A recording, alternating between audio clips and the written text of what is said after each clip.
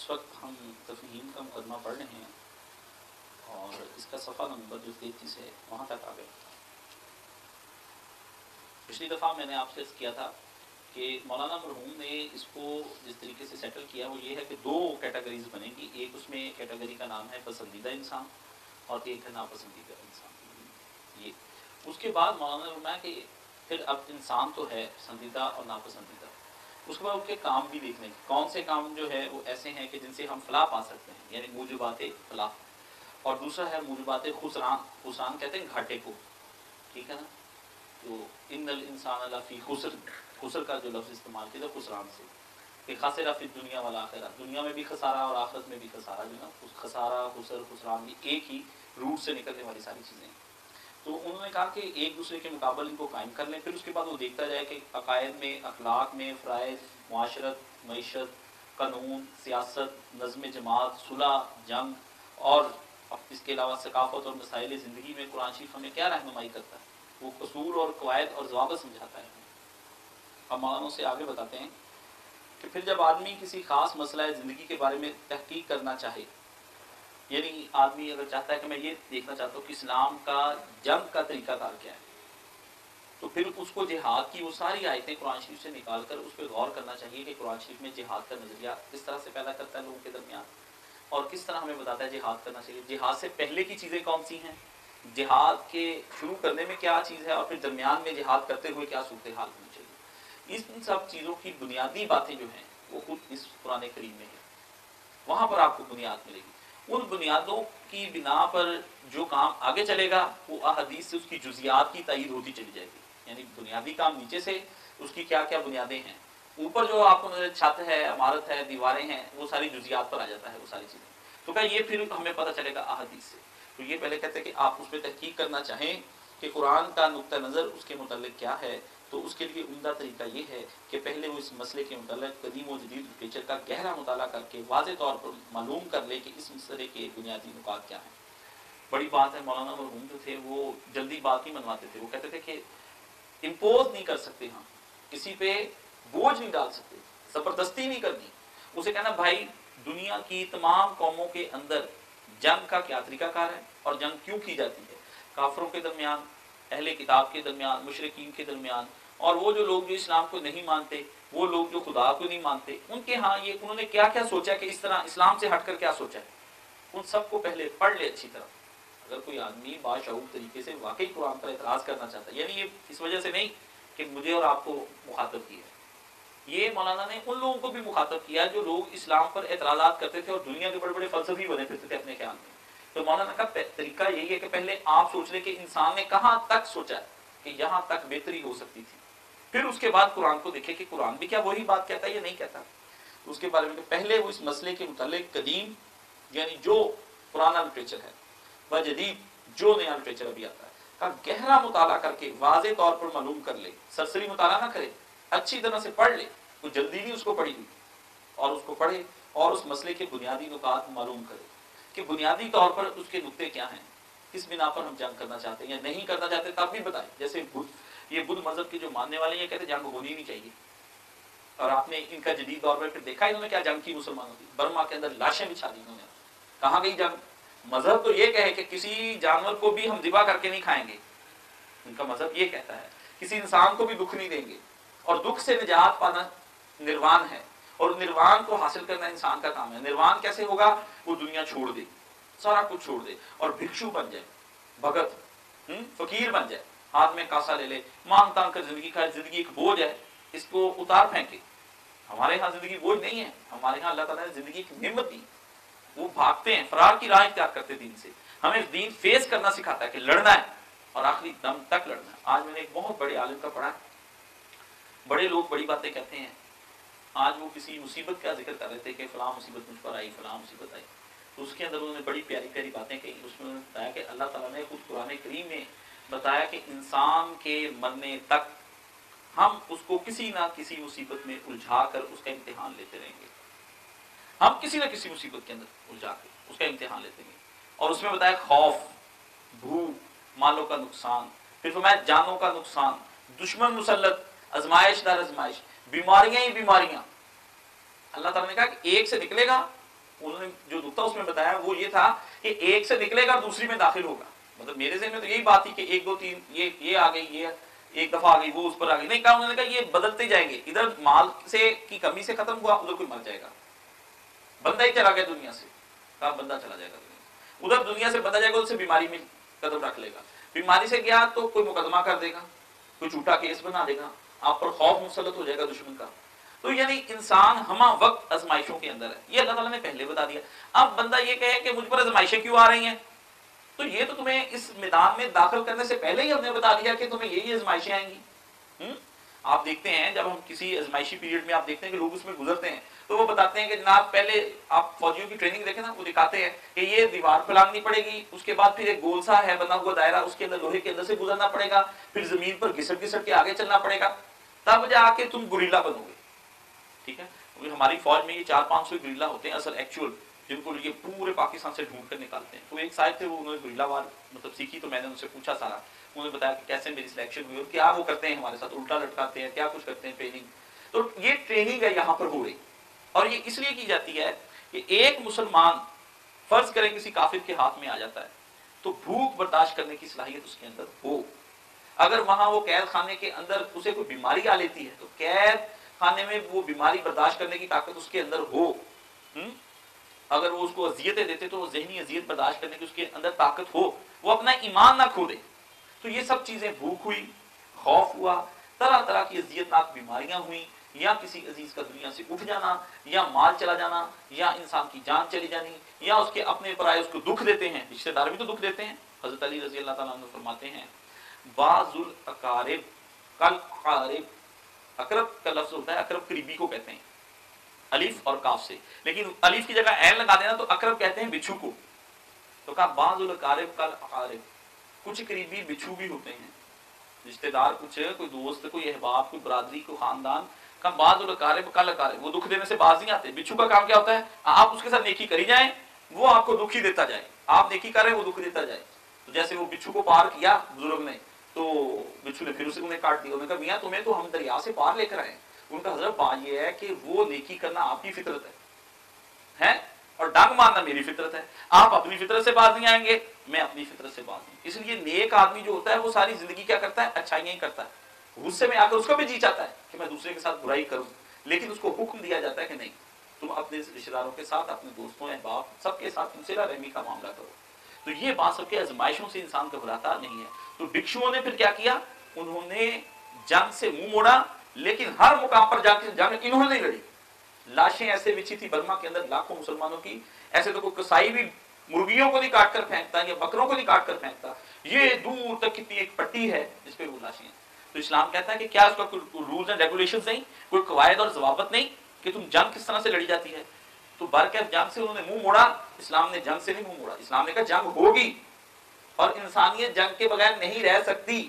آپ ساری دنیا دیکھ رہی, کتنے کتنے مہذب, امریکہ دنیا کو اب دنیا میں سب سے زیادہ اپنے آپ کو سویلائزڈ کہتا ہے کہ میں بڑا مہذب ہوں, میں بڑا شائستہ ہوں, میں بڑا نیک ہوں, اور جناب میرے جیسا کوئی کسی کی مدد کرنے والا ڈونیشن بھیجتا ہے اربوں خربوں روپے, آپ کو بھی, ہمیں بھی, ساری دنیا کو بھیجتا ہے.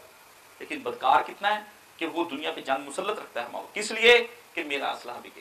ایران کو بھی دے گا, سعودی عرب کو بھی دے گا, بیچے گا یہی اسلحہ, ڈیلر ایک ہی ہے, دونوں کو بیچ رہا ہے, اس کو بھی بیچ رہا ہے, اس کو بھی بیچ رہا ہے. کام کس کا چمک رہا ہے, اس کا. مار کون رہے ہیں, مسلمان. پیسہ کن کا لگ رہا ہے, مسلمانوں کا. نفرت کی آگ کہاں ہے, مسلمانوں کی. بچے کن کے یہ تھی, مسلمانوں کے.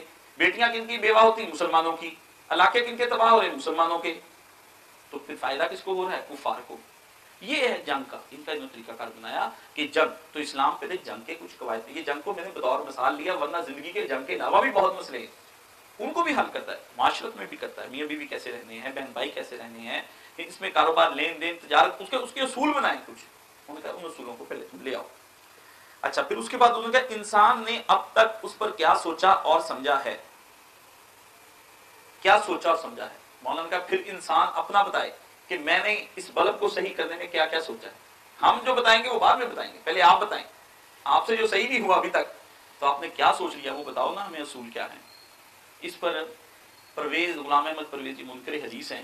تو بعض آدمی جو ہے نا وہ اچھے کام بھی کر لیتے ہیں, سارے کام ان کے برے ہی نہیں ہوتے. وہ ایک اچھے آدمی کی طبیعت میں ہوتا ہے کہ وہ برے کام سے بھی اچھی بات کیسے نکال لیتا ہے. ورنہ برے آدمی کی طبیعت یہ ہوتی ہے وہ اچھی بلی نیکی کی تقریر سے بھی کوئی بری بات نکال کے لے کر جاتا ہے، کیونکہ اس کی فطرت ہی گندی ہے، مکھی ہے نا، یوں سب طرف گھوم گھام کے تو وہ آئے گی گند پر۔ جیسے اشفاق احمد کہتے ہیں ہم پڑھ کر آئے باہر سے، تو ہم نے چوپال میں بیٹھ کر اپنے بزرگ یہاں بیٹھے تھے گاؤں کے، تو ان سے میں نے کہا کہ تایا جی آپ بڑی عقل کی باتیں کرتے ہیں، ان کو عقل دین ہوگا تو آج آپ کی معلومات میں اضافہ کرتا ہوں۔ تو انہوں نے کہا جی کیا؟ انہوں نے کہا جی وہ بتاتے ہیں کہ مکھی کی 8 یا 10 آنکھیں ہوتی ہیں، تو دیکھنے میں 2 لگتی لیکن گہرائی سے مطالعہ کیا تو انہوں نے کہا بیٹا جی 100 آنکھیں ہوں، بیٹھتی تو وہ گند پہ گی، 100 آنکھیں ہوں۔ پھر آگے جا کر اور کہاں جا کر انسانی فکر کی گاڑی اٹک جاتی ہے، ہائے ہائے، انسان کی گاڑی کہاں اٹک جاتی ہے؟ پھر یہ سوچے کہ انسان پھنس کہاں گیا، کون سا پوائنٹ ہے کہ اس پوائنٹ کو اگر ہٹا دیں تو بالکل پانی جو ہے صاف آگے کی طرف نکل جائے گا۔ ہم کہتے ہیں یہاں پہ ایک روک لگ گئی ہے، جسے آپ کہتے ہیں ٹکا لگ گیا، تو وہ جب آپ اٹھاتے ہیں تو پھر وہ جب نکل جاتا ہے روک، وہ جب رکاوٹ ختم ہو جائے تو پانی دم سے باہر نکل جاتا ہے سارا۔ آپ کہتے ہیں ہاں بالکل صحیح ہے، اب پانی ٹھیک چل رہا ہے، نل سے پانی بھی اب صاف آ رہا ہے، یا ہوا کی وجہ سے بھی بعض اوقات اوپر سے ٹینکی سے پانی نہیں آتا۔ تو ہم یہی کہتے ہیں انسانی فکر بھی کہیں نہ کہیں جا کے اٹک جاتی ہے، اس کا بھی دماغ سیٹ نہیں ہوتا، یہ اس بات پہ اٹک جاتا ہے کہ اللہ کو بھی کائنات بنانے کی کیا ضرورت تھی، یا پھر یہ پوچھتا ہے کہ خدا ہمیں اتنی عزیزیں دے کے اتنا خوش ہوتا ہے، یہ بھی ذہن میں آ جاتا ہے۔ پھر آ جاتا ہے اچھا چلو ٹھیک ہے یہ سب، لیکن یہ سارا ڈرامہ کیا ہے؟ جب انسان نے مر ہی جانا ہے اور اس کے بعد بھی جنت میں جانا ہے یا جہنم میں جانا ہے، تو پہلے نہیں اس کو پتا کہ پہلے اس کو الگ کرتے، پہلے کر کے ایک جنت ایک جہنم، یہ ڈرامہ کس لیے؟ تو ایک صاحب نے ایک دفعہ مجھ سے سوال کیا تھا کہ یہ زندگی کتنی بری ہے، آپ یہ دیکھیں اللہ نے ہمیں پیدا کیوں کیا؟ میں نے کہا یہ کافی بری لگتی ہے، کہ ہاں میں تو بہت تنگ ہوں، میں نے اسلام آباد سے فون تھا، وہ کافی پڑھ چکے تھے وہ تو کسی بڑے عہدے پہ، میں نے کہا اس کا ایک بہترین حل ہے، آپ رات کو گن لیں یا بندوق مارے گولی ختم کریں اپنے آپ کو، اتنی بری زندگی جینے کا نہیں، میں کیوں کروں؟ میں نے کہا یہ جو میں کیوں کروں، تو زندگی کوئی نعمت ہی لگی نا، جب تو ہوتا ہے کھانے پینے کا فیصلہ۔ یہ کل ایک صاحب مجھ سے پوچھ رہے تھے، وہ کہتے قائد صاحب آپ نے ایک میرا مسئلہ حل کر دیا، میں نے کہا کیا؟ کہ خدا کا مسئلہ آپ نے مجھے ایک بات بتائی تھی، مجھے اب میں سوچتا ہوں الحمدللہ مجھے ٹھنڈک ہے، اللہ تعالیٰ کا مسئلہ یہ زندگی کا مسئلہ نا اس وقت تک ہی مسئلہ نظر آتا ہے جب مشکلات ہوں، جب ہونا پیسے ٹھاٹ باٹ موجیں، بیماری کوئی نہ ہو، پوچھنے والا کوئی نہ ہو، ہے نہیں، اور وہ موجیں کرتا پھرتا ہے، پھر زندگی بڑی اچھی ہے۔ جس دن جائے پھنس پھر عذاب ہی ہے جی، چھوڑے جی یہ بھی کوئی زندگی ہے جینے والی، بڑی عجیب بات، اس سے تو پتہ چلا زندگی کی نعمت ہے، عذاب تو ہوئی نا، عذاب تو کوئی وجہ بنی ہے کہ وہ عذاب ہو گئی، ٹھیک ہے نا۔ تو یہ جب تک استاد نہ پوچھے کہ بھئی بیٹا تم نے کیا پڑھنا ہے کیا نہیں پڑھنا، اس وقت تک تو استاد جی بہت اچھے ہیں، جب استاد جی 2-4 دفعہ پوچھ رہے نہیں سختی کر رہے ہیں جی، پھر گھر آ کے لڑکا کہتا ہے مارتے بہت ہیں، میں نے اسکول میں نہیں پڑھنا، آپ مجھے ہٹا لیں، مجھے کسی اور اسکول کے پاس بھیج، والدین بھی کہتے ہیں ہاں استاد سختی معلوم ہوتا ہے، تو وہ بھی ہٹا دیتے ہیں۔ تو یہ ہمارا، اس کے بعد انہی تصفیہ طلب مسائل کو نگاہ میں رکھ کر آدمی کو قرآن کا مطالعہ کرنا چاہیے۔ میرا تجربہ یہ ہے کہ اس طرح جب آدمی کسی مسئلے کی تحقیق کے لیے قرآن پڑھنے بیٹھتا ہے تو اسے ایسی ایسی آیتوں میں اپنے سوالات کا جواب ملتا ہے جنہیں وہ اس سے پہلے 20 مرتبہ پڑھ چکا ہوتا ہے، اور کبھی اس کے حاشیہ خیال میں بھی یہ بات نہیں آتی کہ کہاں یہاں یہ مضمون بھی چھپا ہوا ہے۔ مولانا کہتے ہیں کہ دیکھیں، کہتے ہیں اس کے بعد جب آدمی تلاش کرتا ہے نا اس طرح پراپر طریقے سے، تھرو پراپر چینل سے وہ جاتا ہے، تو پھر اس کو پتہ چلتا ہے کہ اچھا یہ آیت بھی، اس آیت میں بھی میرا جواب، اس میں بھی میرا جواب، اس میں بھی میرا جواب، ہر آیت کے اندر اس کو جواب ملتا ہے۔ یہ قرآن پر جتنے اعتراضات ہوتے ہیں، یہ مولانا تقریباً 5 کے قریب آپ کو مرحلے بتائیں، یہ جو ادھر یہاں بیان ہوئے ہیں یہ تقریباً 5 کے قریب مرحلے ہیں۔ ان 5 مرحلوں کو سر کیے بغیر ہی آپ قرآن کو جب حل کرنے کی کوشش کریں گے تو پھر قرآن مسئلہ ہی نظر آنا ہے آپ کو، آپ نے اس پہ غور نہیں کرنا، توجہ نہیں کرنی۔ ہر چیز کا ایک طریقہ کار ہوتا ہے، آپ دیکھتے ہیں آپ نے چھوٹا سا یہ سائیکل ہی ہے، یہی چلانے کے چند اصول ہیں، ٹھیک ہے، آپ ڈائریکٹ سے اس کو چلانے کی کوشش کریں گے یا موٹر سائیکل کو چلانے کی کوشش یا گاڑی کو چلانے، تو گاڑی پھر آپ نے کیا کرنی ہے، دیوار میں دے مارنی۔ میرا ایک دوست کہتا ہے پہلی دفعہ میں نے گاڑی سٹارٹ کی، گاڑی کا اور 5-7 فٹ کا فاصلہ تھا ہمارے گھر کے اندر گیرج کے اندر، میں نے کی سٹارٹ، میں نے اپنی طرف سے دوڑا کے اس کو گاڑی کر کے اندر اس کے جا کے مارا، تو گاڑی کا اگلا سارا حصہ ہی اڑ گیا مجھے۔ اب یہ مطلب یہ بات یہاں مثال کے طور پر آتی ہے کہ جب ہم نے قرآن شریف کو اٹھایا ہی غلط طریقے سے، اس کے پڑھنے کا آغاز ہی ہم نے اللاجیکل غیر منطقیانہ طریقے سے شروع کیا، اس کا پراپر وے اور اس کا صحیح راستہ ہم نے اڈاپٹ نہیں کیا، تو پھر مجھے یہ بتائیے کہ پھر ہم اسے ہدایت کیسے پا سکتے ہیں؟ ہر کام آدمی کو ایک میتھڈ کے ذریعے کرنا پڑتا ہے۔ تو قرآن شریف سمجھنے کے لیے مولانا نے یہ جو بتایا ہے وہ پھر یہ نقطہ کہ ہمیں سب کو اس طریقے سے قرآن شریف پڑھنا ہوگا۔ اس لیے اب آپ میں سے بھی جو آدمی جو قرآن شریف کو پڑھنا چاہتا ہے اس کو یہ طریقہ کار اپنانا ہوگا۔ ہاں باقی یہ پھر وہ الگ مسئلہ ہے، آپ یہ اس قرآن شریف کو چاہتے ہیں بھی آپ کا جو ہے آپ نے کو مردہ بخشوانا ہے، اس کا کوئی طریقہ کار نہیں، اس کا کوئی طریقہ کار نہیں۔ یا آپ کے گھر میں کوئی جن آ گیا وہ جاتا نہیں ہے تو اس سے بڑا جن کوئی لانا ہے، پھر بھی کوئی طریقہ کار نہیں ہے نہیں، یا کوئی شادی نہیں ہوتی یا بیاہ نہیں ہوتے یا کاروبار میں وہ رزق نہیں آتا، لیکن یہ رزق کے سراغ کو بڑا کرنے کے لیے کوئی وہ نہیں ہے ڈرل مشینیں بھی اس کو لگا دو تو رزق آنا شروع ہو جائے، وہ اس کا کوئی طریقہ کار نہیں، وہ آپ اپنی مرضی کریں، اس کو ادھر سے شروع کر لیں۔ عورتوں نے مل ملا کے آج کمپنی نے سب نے قرآن شریف سے 5 سورہ نکال لیا۔ میں نے پوچھا جی آپ کیا کریں؟ وہ جی ہم ڈیلی 5 سورہ پڑھتے ہیں۔ میں نے کہا تو اللہ تعالیٰ 5 سورہ اتارتا ہے، 114 سورتیں اتارنے کا کیا فائدہ تھا؟ وہی ریپیٹ کر دیا جائے۔ سورہ یاسین ہم مبینوں کے ساتھ پڑھتے ہیں، میں اللہ کے رسول نے کون سی مبینوں کے ساتھ یہ سورہ یاسین ہمیں بھی بتا دو، ہم بھی وہاں سے پڑھ لیا کریں۔ تو جب ہم چور رستے شارٹ کٹ ڈھونڈتے ہیں تو شارٹ کٹ نہیں ہے، بلکہ آدمی کو ایک لاہور جانا ہے تو اس کو پراپر موٹر وے پہ چڑھنا پڑے گا، اس کے رولز اینڈ ریگولیشنز کی پابندی کرنا پڑے گی، اس کی اسپیڈ ایک خاص حد تک ہوگی۔ دیکھتے نا آپ لوگ کہتے ہیں کہ گھر نہ پہنچنے سے بہتر ہے کہ آپ دیر سے پہنچ جائیں، یہ ایک اصول بنایا انہوں نے، یعنی حد سے زیادہ اسپیڈ نہ بڑھائیں۔ جو ہی آپ اسپیڈ بڑھاتے ہیں تو کیا ہوتا ہے، جان کو خطرہ لاحق ہو جائے۔ جب آپ نے قرآن شریف کو شبینے کے اندر جب چلے 10 سپارے آج ختم ہی کر کے آپ نے اسپیڈ رکھی ہوئی ہے تو بھائی پھر موٹر وے کی پولیس تو آ ہی جانی ہے نا، ہے جی۔ پھر اللہ تعالیٰ نے دھر لینا کہ اس لیے تھا تم نے 3 راتوں میں ختم کر دیا، میں 23 سالوں میں اتار رہا ہوں محمد رسول اللہ صلی اللہ علیہ وسلم پر، تم 3 راتوں میں ختم کرتے چلے جا رہے ہو، بڑی بات ہے بھائی تمہاری، میں نہ اتار دیتا قلب محمدی پر لمحوں کے اندر، تو میں تو 23 سال میں قرآن اتاروں، تم جناب قرآن شریف 3 شبینوں کے اندر ختم کر کے 3 نہیں تو 27ویں تک تو ارادہ پورا ہی ہوتا ہے۔ لوگ کہتے ہیں ہم تراویحاں ودا کر رہے ہیں ماشاءاللہ، مطلب دوبارہ نہ آئیں گے ہمارے یہاں۔ تو یہ ہماری نظریات جب پڑھنے پڑھانے پر دنیا کی واحد کتاب جو بن سمجھے پڑھی جاتی ہے، اس پہ بڑا ظلم ہے، بڑا ظلم ہے، اس کو سمجھ کر پڑھنا چاہیے۔ اور چاہے 2 آیتیں روز کی، 2 آیتیں، 2 بھی چھوڑے، 1 آیت، میں زیادہ بھی نہیں کہتا، 1 آیت آپ ڈیلی کی پڑھ کے اس کو سارے دن میں 5 دفعہ نکال کر لیں کہ آیت کا مفہوم یہ تھا 5 دفعہ، اس کے اوپر پھر آپ دیکھیں گے آپ کے قلب پر قرآن اترنا شروع ہو جائے گا۔ لیکن مصیبت وہی کہ ہم اپنی روش سے باز نہیں آتے، ہم اسی طرح کی چیزیں سننے کے لیے ہیں کہ پھر جب کوئی مر جائے تو جلدی سے قرآن شریف لے آؤ، سپارے لا کے اس کو بخشاؤ، اس کو بخشاؤ جس نے کبھی نہیں پڑھا، اس کو بخشاؤ جس نے قرآن شریف کو ساری زندگی اہمیت دی، اس کے لیے مدرسوں سے قرآن شریف، جس نے مدرسوں کے طالب علموں کے لیے کبھی 10 روپے چندہ نہیں دیا، انفاق فی سبیل اللہ نہیں کیا، اس کے لیے مدرسے کے طالب علموں کو، جس نے نبی کے دین کے علم کو کبھی اہمیت نہیں دی، اس کو بخشاؤ۔ جو کسی ناچ گانے کی محفل میں تو چلا گیا، نبی کے دین کے لیے نہ آیا کسی جگہ درس قرآن سے، اس کو بخشاؤ۔ جو مولوی صاحب جب آخری رکعت میں ہوتے ہیں تو اس وقت مسجد جاتا ہے درس سننے کے لیے، جمعہ پڑھنے کے لیے، اس کو بخشاؤ۔ بڑی بات ہے، تو پھر تو مسلمان لٹ گیا نا، مسلمان تو پھر کہے گا کہ یا اللہ عجیب بات ہے، ادھر بھی پیسے والوں کی کھیل، ادھر بھی پیسے والوں کی کھیل، تیرے ہاں بھی تو اس کو عزت ملتی جس کو پیسے ملتے، پھر تو اعتراض ہی اٹھنا ہے نا۔ ہمارے عمومی رویے یہ دیندار لوگوں کو اور حساس طبیعت لوگوں کو دین سے دور کر دیتے ہیں۔ تو جو آدمی کسی کو دین سے دور کر دیتا ہے، آپ سمجھ لیں اس کا قیامت کے روز کیا آئے گا۔ جو دین کو سے قریب کر دیتا ہے اس کو تو شفاعت رسول ہوگی، جس نے بندے کو اپنے رویے سے دین سے دور کر لیا وہ کہاں پر جا کر کھڑا ہوگا۔ تو اس کا ایک میتھڈ ہے، اس کا ایک طریقہ کار ہے اس کو سمجھنے کا۔ اللہ تعالیٰ سے دعا ہے کہ اللہ تعالیٰ ہمیں قرآن شریف پڑھنے، سننے اور اس پر عمل کرنے کی توفیق عطا فرمائے۔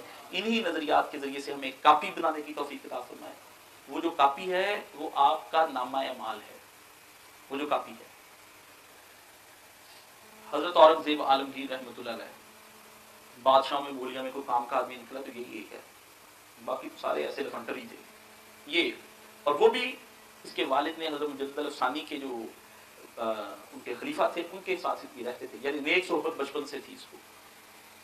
تو انہوں نے قرآن شریف لکھ کر، بڑی اچھے خطاط تھے وہ، قرآن شریف لکھ کر اس کا پھر ایک نسخہ تیار کرتے، وہ نسخہ پھر اپنے خادم کو دیتے، خادم چپ کر کے بازار جاتا اور اس نسخے کو سیل کر کے آتا، اس سے پھر جو پیسے ملتے کھانا اس کا کھاتے تھے اپنی بیوی اور بچوں کو، وہ جو شاہی کھانے پکتے تھے وہ غریبوں کو، وہ جو سٹاف تھا یہاں ان کے لیے تھا سارا۔ اور جس قرآن شریف سے وہ، جس قلم سے وہ لکھتے تھے اس کا پھر برا ہوتا ہے، بار بار پرانے زمانے میں قلم کاٹتے تھے بناتے تھے، وہ اکٹھا کرتے تھے تو وہ کئی بوریاں جو ہے نا وہ بن گئی بورے کی، وہ قلم بھی ٹوٹے پھوٹے محفوظ کر لیے۔ یہ جو ٹوپیاں ہوتی ہیں مسجدوں کے اندر، یہ ٹوپیاں سلائی بناتے تھے، اس کا فن سیکھ لیا تھا اس نے، رزق حلال کھانے کا خاص اہتمام کیا۔ تو جب مرنے کا وقت قریب آیا تو اس نے اپنے بیٹوں کو سب کو بلا لیا، اس نے کہا بیٹا بات یہ ہے کہ کفن میرا پڑا ہے، اب صرف نہلانے کا مسئلہ ایک باقی رہ گیا، ہر چیز حلال چیز سے میں نے اپنے پیسے سے کما دوں، تو جو پانی گرم کرو گے نا وہ اس بورے سے کرنا ہے، اس بورے سے پانی گرم کرنا ہے تاکہ میں اللہ کی بارگاہ میں جاؤں تو اس بابرکت پانی سے خدا تعالیٰ اس کا لحاظ کر کے تو مجھے بخش دے، اس کا لحاظ مجھے بخش دے۔ تو لوگوں نے تو ایسے ایسے رحمت کو جسے کہتے ہیں کہ ہر طرح سے گھیرا ڈالنے کی کوشش کی ہے. اللہ کی رحمت کو جوش دلانے کے بڑے طریقے ہیں, بڑے طریقے ہیں. اللہ کی رحمت کو جوش آتا ہے جب بندہ اس کو کسی ایسے طریقے سے راضی کرنے کی کوشش کرتا ہے کہ جو اپنے ذہن سے وہ اختراع کرتا ہے اور شریعت سے ہٹا ہوا بھی نہ ہو, ادھر سے شریعت سے بھی نہ ہٹا ہوا ہو, تو حلال رزق حلال چیزوں کے ذریعے سے وہ رحمت الہی جوش میں آئی اور ضرور اللہ تعالیٰ نے اس آدمی کو جو بخشا ہوگا. ٹھیک ہے, تو یہ سب چیزیں جو ہیں امید کی جاتی ہے ان چیزوں کی بنیاد پر. آپ بھی اپنی کاپی بنائیں, کاپی بنائیں, مر جائیں تو وہ کاپی جو ہے وہ اٹھ جاتی ساتھ ہی, وہ دنیا میں لفظ ضرور رہ جاتے ہیں لیکن وہ سارا نامہ مال آپ کے ساتھ جاتا ہے. جب وہ کاپی کھولے تو اس کے اوپر پہلے بھی آئے, ادھر بھی آئے, قرآن پڑھنے کے طریقے, قرآن سمجھنے کے طریقے, کون سی چیزیں قرآن میں اچھی, ہمارے حکم میں کون سی بھی منع کرے. فرشتہ کاپی کھولتا جائے, کھولتا جائے. کیا سوال کرے گا آپ سے, کیا سوال کرے گا آپ سے؟ وہ تو چپ ہو گیا. آپ کا تو نامہ مال ہی بڑا اچھا بنا ہوا تھا, آپ تو اقتباس نوٹ کرتے تھے, اچھا کہیں سے اچھی حدیث لکھی تو وہاں پہ لکھ لی, پڑھ لی کتاب میں, ٹھیک ہے, لیکن آپ کے پاس بھی تو ہو نا کہ آپ اس میں اپنے ہاتھ سے جیسی تیسی الٹی سیدھی آپ کی لکھائی ہے لکھیں.